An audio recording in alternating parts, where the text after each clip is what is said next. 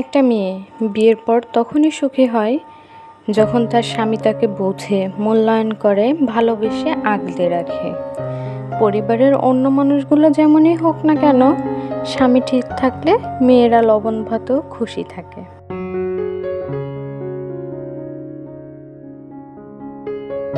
আসসালামু আলাইকুম, কেমন আছেন সবাই? আশা করি কাছে দূরে যে যেখান থেকে আমার ভিডিওটি দেখছেন অথবা শুনছেন সবাই ভালো আছেন। আলহামদুলিল্লাহ, আল্লাহ তাআলার অশেষ রহমতে আমরাও সবাই ভালো আছি। সবাইকে ওয়েলকাম করছি জান্নাতের সুখের নীড়ে আমার নতুন আরও একটি লাইফস্টাইল ব্লগ ভিডিও দেখার জন্য। আমি জান্নাত। প্রতিদিন সকালবেলা নিয়ম করে আমি যে কাজগুলো করে থাকি সেগুলোই আজকে আপনাদের মাঝে শেয়ার করেছি। জানতে হলে সম্পূর্ণ ভিডিওটি জুড়ে থাকতে হবে, আশা করি সবার কাছে ভালো লাগবে। সকালবেলা ঘুম থেকে উঠে ফ্রেশ হয়ে কিন্তু আমি এক গ্লাস পানি খেয়ে নিয়েছি। এটা আমার নিত্যদিনের একটা কাজ। ঘুম থেকে উঠে আমি আগে এক গ্লাস পানি খেয়ে নেই, তারপরে এখানে একটু ছাদে হাঁটাহাঁটি করার জন্য এসেছি। বর্তমান সময়ে সকালবেলাটাতে কিন্তু একটু ঠান্ডা ঠান্ডা পড়া শুরু করেছে, গাছের উপর হালকা কুয়াশা আঁকিবুকি দিচ্ছে। তো একটু হাঁটাহাঁটি করে আসলাম, নিজের কাছেও বেশ ভালো লাগলো। এখন ঘরের কাজগুলো গুছিয়ে নিব।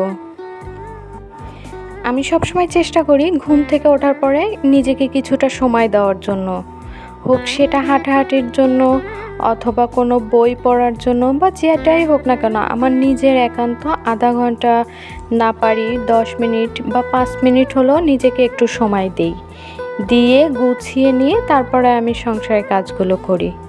আমি নিজে যদি ভালো না থাকি তাহলে আমার সংসারের কাজগুলো কিন্তু আমি ভালোভাবে করতে পারবো না। আর আমি নিজেকে যখন কিছুটা সময় দেই তারপরে কিন্তু আমার মাইন্ডটা একদম ফ্রেশ থাকে এবং তারপরে খুব সুন্দর করে আমি কাজগুলো গুছিয়ে নিতে পারি।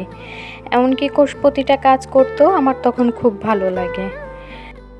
রুমটাকে গুছিয়ে রেখে এখন রান্নাঘরে চলে এসেছি রান্নাঘরের কাজগুলো করে নেওয়ার জন্য।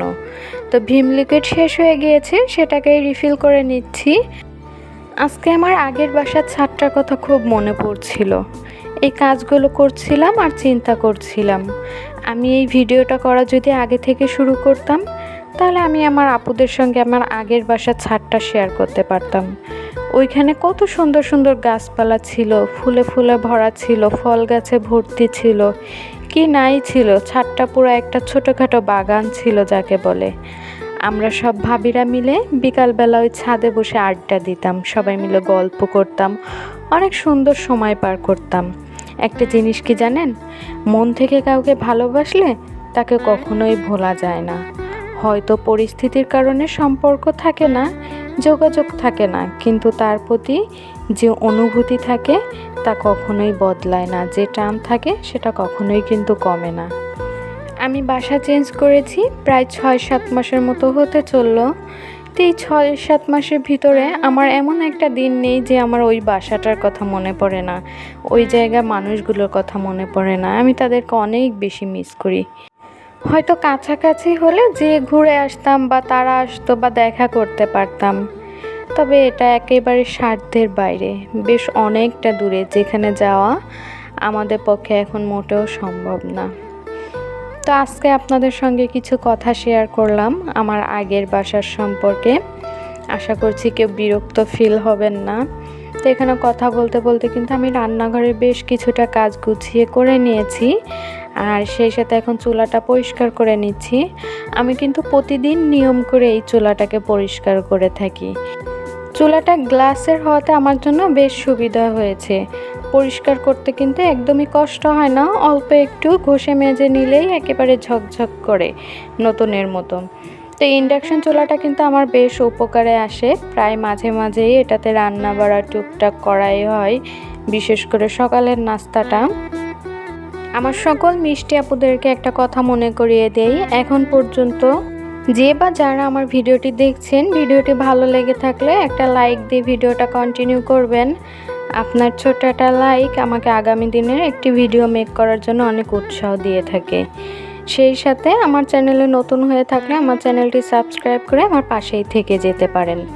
আপনি যদি কাজগুলো অলরেডি করে থাকেন তাহলে আপনাকে অসংখ্য ধন্যবাদ। ভিডিওটি খুব বেশি ভালো লেগে থাকলে চাইলে আপনি আপনার ফ্রেন্ডস অ্যান্ড ফ্যামিলির সঙ্গে শেয়ার করতে পারেন।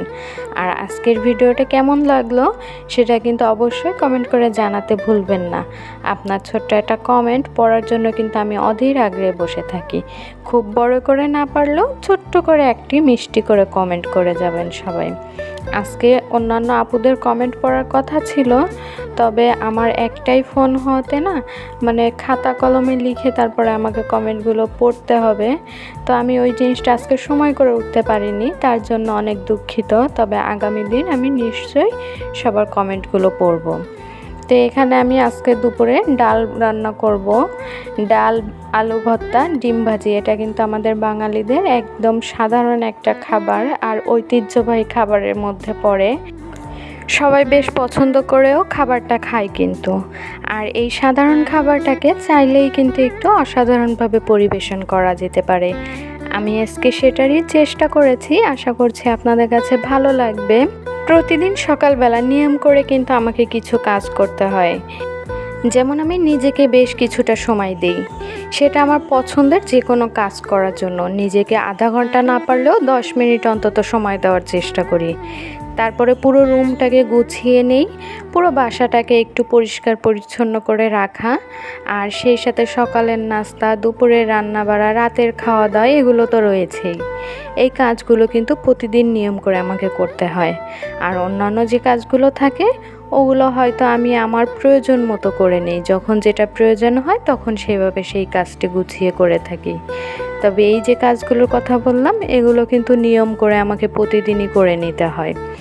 আর এই যে আমি কিন্তু আমার ডাল ভাতটা একটু গুছিয়ে নেওয়ার চেষ্টা করছি, আশা করছি আপনাদের কাছে ভালো লাগবে।